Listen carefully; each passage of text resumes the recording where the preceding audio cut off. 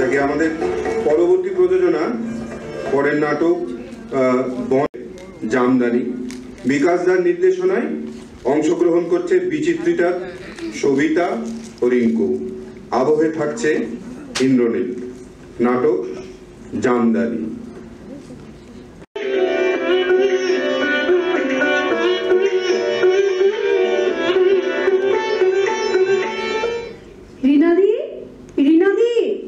মা এখনো ফেরেনি? ও রিনাদি, আমাকে ডাকছো? বলছি মা এখনো ফেরেনি? না গো, এখনো ফেরেনি। ও ফোন করেছিল? না তো, তুমি চিন্তা করো না, এখনই এসে যাবে। আজ তো মায়ের কি যেন একটা আছে, তাই না? আমি ঠিক জানি না গো। এটা কিন্তু ঠিক হলো না রিনাদি।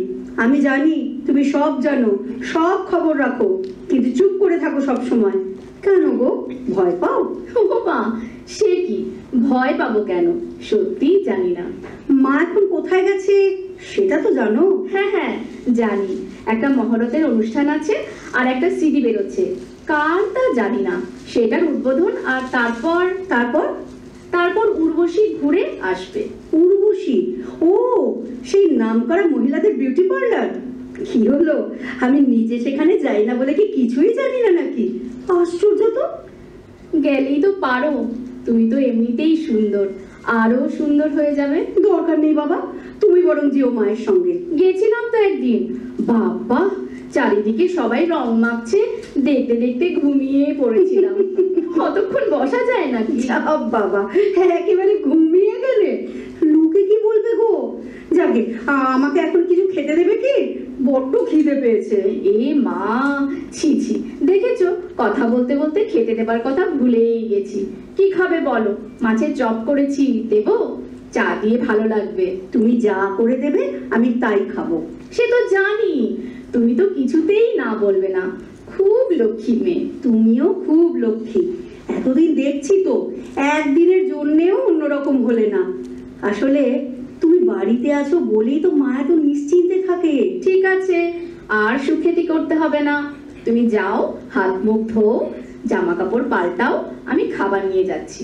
ওকে। সত্যি বাবা, কে বলবে এই মেয়ে কলেজে পড়ায়, সব সময় যেন ছোট্ট ঝিমলি। নিশ্চয়ই দিদি এসেছে। আসছি আসছি। ঝিমলি কলেজ থেকে এসেছে? রিনা অনেকক্ষণ এসেছে। ও রেডি হয়ে গেছে? তা তো বলতে পারবো না, এইমাত্র আমার কাছে খাবার চেয়ে ওপরে গেল। ও, তাহলে ওকে তাড়াতাড়ি খেতে দিয়ে দে, আমরা তো আবার বেরোবো। কি হলো, কি দেখছিস? আপনাকে কি সুন্দর লাগছে দিদি, একেবারে যেন মা সরস্বতী। চুলটা দারুণ বাঁধা হয়েছে। হ্যাঁ, আসার সময় একেবারে বেঁধেই এলাম, এখন আর নিজে চুলটা ম্যানেজ করতে পারি না। ভালোই করেছেন, যা চুল আপনার, একা কি সামলানো যায়? ঠিক আছে, খাবার নিয়ে আয়, আমাকে একটু কফি দিস। হ্যাঁ, আমি যাচ্ছি ঝিমলির ঘরে।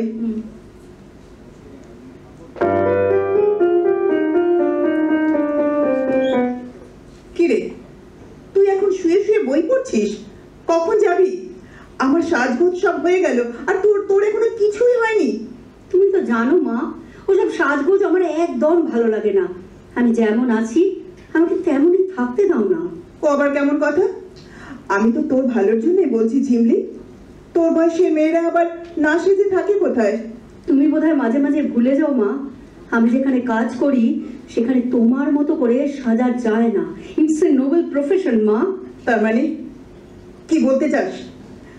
আমি যেটা করি সেটা নোবেল নয়? কি জানি, তবে গ্ল্যামারাস এইটা ঠিক। আমি কলেজে পড়াই মা, সেখানে তোমার মতো করে সাজা যায় না। আমার মতো সাজা মানে? তুই ঠিক কি বলতে চাইছিস বলতো? কিচ্ছু বলতে চাই না, তুমি যাও কাপড়টা চেঞ্জ করে নাও, আমি রেডি হচ্ছি। ঝিমলি, আজকের দিনটা একটু ব্রাইট সাজিস কেমন? কেন বলো তো, আজ কি কোনো স্পেশাল ডে? ও মা, তুই ভুলে গেছিস আজকে সমরেশ সিং যে প্রেসকে ডেকেছেন। এই প্রথম উনি আমায় নিয়ে ছবি করবেন, তাই। So what? সো হোয়াট মানে? ভারতের বেস্ট ডাইরেক্টর বাংলার বেস্ট অ্যাক্ট্রেসকে নিয়ে ছবি করবেন, এটা তো স্পেশাল ডে হবে না? কি জানি, আমার তো মনে হয় তোমার কাছে every day is a special day. তোর আজ কি হয়েছে রে ঝিমলি? এরকম রাফলি কথা বলছিস কেন? কই না তো, রাফলি কথা বলিনি তো। সত্যিই তো, তোমার তো রোজই কিছু না কিছু ফাংশন থাকে, সেই ছোটবেলা থেকেই তো দেখছি। তুই কি কিছু মিন করছিস? না না, মিন করবো কেন? তুমি একজন ইন্টারন্যাশনালি ফেমাস অ্যাক্ট্রেস, তোমার তো এরকম ব্যাপার থাকবেই মা। সত্যি করে বল তো, আজ তোর যাবার ইচ্ছে আছে না নেই? নেই, একদম নেই। তোমার এসব পার্টিতে যাবার ইচ্ছে আমার কোনো দিন ছিল না, আজও নেই। সেটা আগে বললেই পারতিস। কি হতো বলে? মানুষ তো ইচ্ছের বিরুদ্ধেও কাজ করে, আমিও না তাই করলাম। যাও তুমি চেঞ্জ করে নাও, ফর গড সেক মা, আজ একটা সাদা শাড়ি পরে যেও, কেমন? সাদা? আমি তো কালো জামদানি পরবো বলে ঠিক করেছি।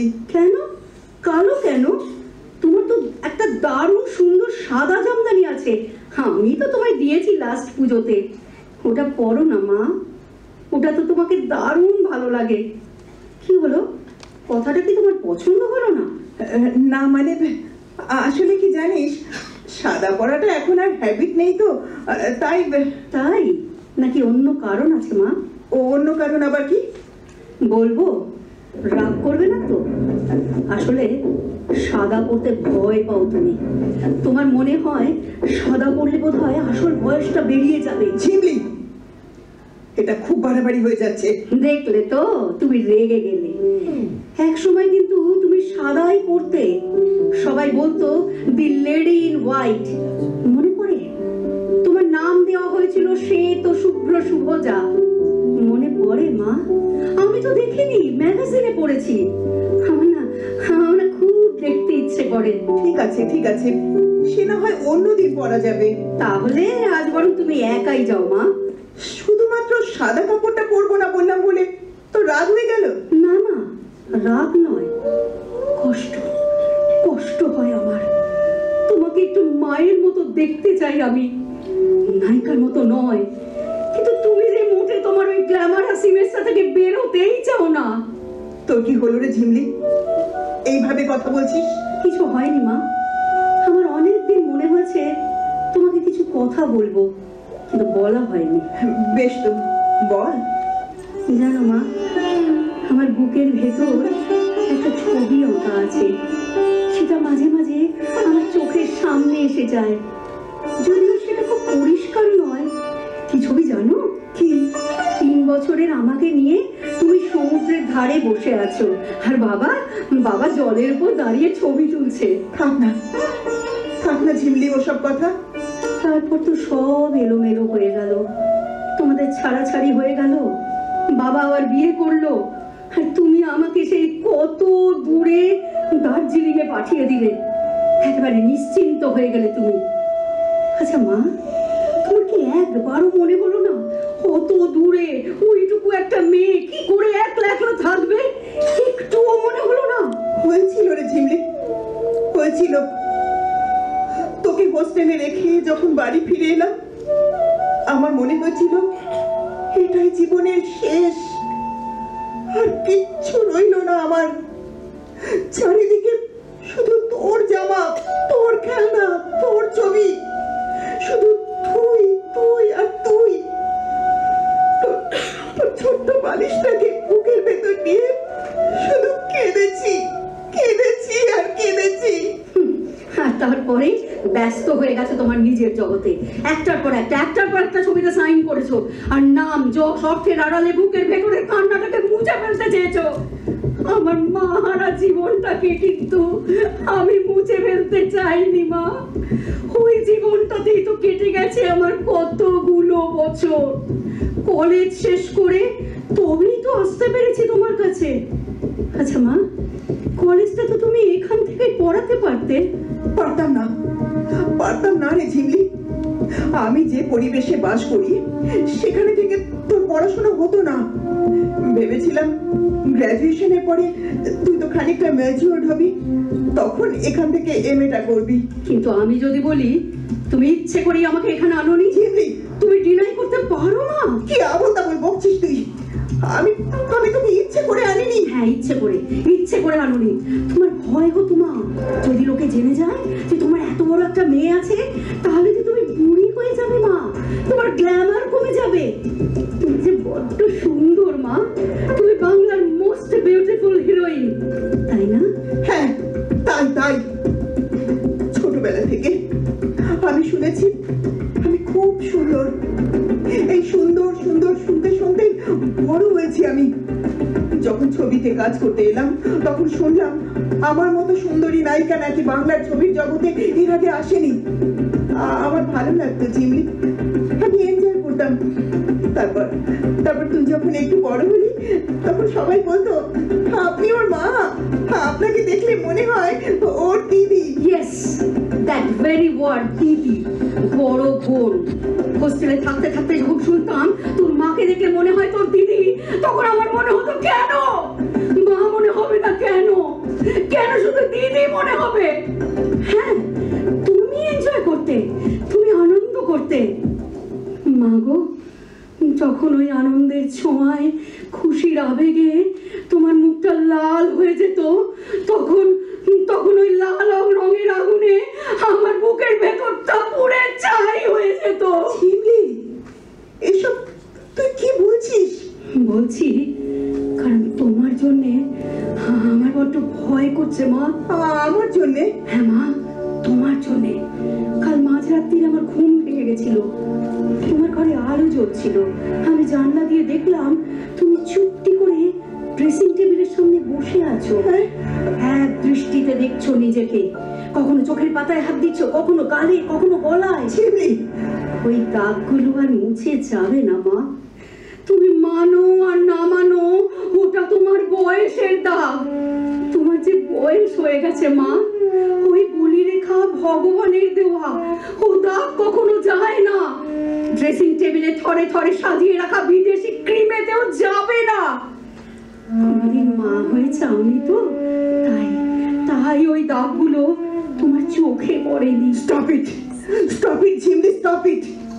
অনেক হয়েছে, অনেক বলেছিস তুই, আর না। হ্যাঁ হ্যাঁ, আমি ভয় পেয়েছি বয়সকে মেনে নিতে, কারণ কারণ যে সমাজের সবচেয়ে উঁচু সিংহাসনটায় আমি বসে আছি তার চারদিকে শুধুই রূপ, তোর ভাষায় শুধুই গ্ল্যামার। সেখানে ওই বলি রেখার কোনো জায়গা নেই। তাই তাই তোকে দূরে সরিয়ে রাখতে হয়েছে আমাকে। তাই তোর দিদি হয়ে থাকতে চেয়েছি আমি, মা হয়ে নয়। কিন্তু আমার যে মা হতে ইচ্ছে করছে, আমি জানি মা, তুমি আমার বিয়ে দিতে চাও, কিন্তু দেবার সাহস নেই তোমার। একটা ছোট্ট বাচ্চার দিদা হওয়ার সাহস নেই তোমার। ঝিমলি, এটা খুব বেশি হয়ে যাচ্ছে। একটা কথা তোমাকে পরিষ্কার জানিয়ে দিচ্ছি মা, আমি নেক্সট সোমবার বিয়ে করছি আমাদেরই কলেজের প্রফেসর সুপ্রতিম সেনকে। না না, তোমায় কিচ্ছু করতে হবে না, আমরা রেজিস্ট্রি করব।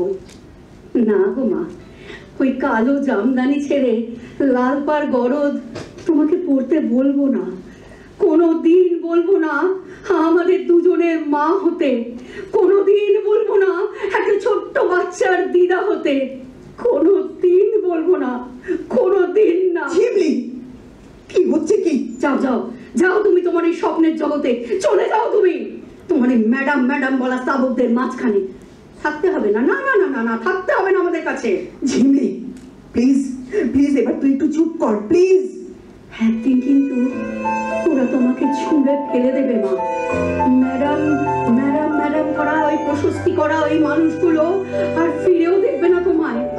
তোমার যে বয়স হয়ে গেছে মা, আর তোমাকে ওরা নায়িকা সাজাবে না। ঝিমলি, তখন কিন্তু দুটো মানুষ তোমার পথের দিকে দু হাত বাড়িয়ে দাঁড়িয়ে থাকবে মা। ওই যে ছোট্ট মেয়েটা যার মা হওয়ার ভয়ে তাকে অনেক দূরে সরিয়ে রেখেছিলে, সেই মেয়েটাই তার 48 বছরের সন্তানকে বুকে জড়িয়ে ধরার জন্য দু চোখ ভরা জল দিয়ে দাঁড়িয়ে থাকবে। তখন তুমি এসো মা, তখন তুমি তার কাছে এসো মা গো। আর না, আর না রে ঝিমলি, এবার চুপ কর। আর আমি পারছি না। মা, কি মা, তুমি কাঁদছো?